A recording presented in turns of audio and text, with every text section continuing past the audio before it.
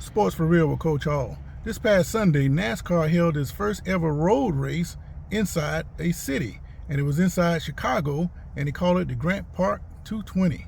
Kind of like, the IndyCar, Formula One formats where they run the race through the city streets and they close everything down.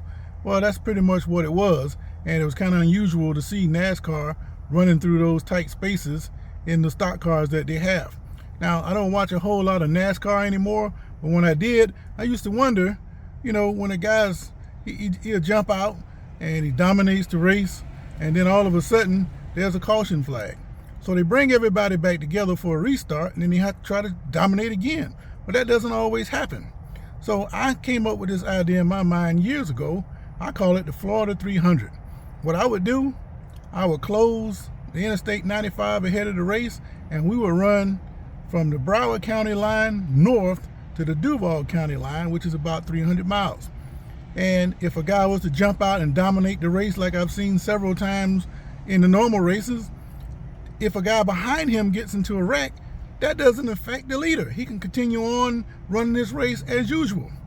How can you do it? Well, like I said, you close the interstate ahead of the race. And as the race barrels through an area after a certain time limit, then you open it back up behind the race. The only thing that I would have a problem with, or trying to figure out how to make it work, is how to fortify or barricade those interstate bridges and ramps. Because what would normally happen is, those cars, they get in a wreck sometimes and they go to flying through the air, and I can just see a car flipping up on top of an overpass, causing a major problem. So of course you will have to close those parts too. But if you can find a way to barricade those ramps and bridges, I don't see why you couldn't have a race from Fort Lauderdale to Miami. It certainly would bring a lot of excitement, and it looks like NASCAR is looking for ways to bring excitement to their sport. They started it with the playoffs. Now you see them running road races. So what's next for NASCAR? Yeah, I give them a high five. Sports for real.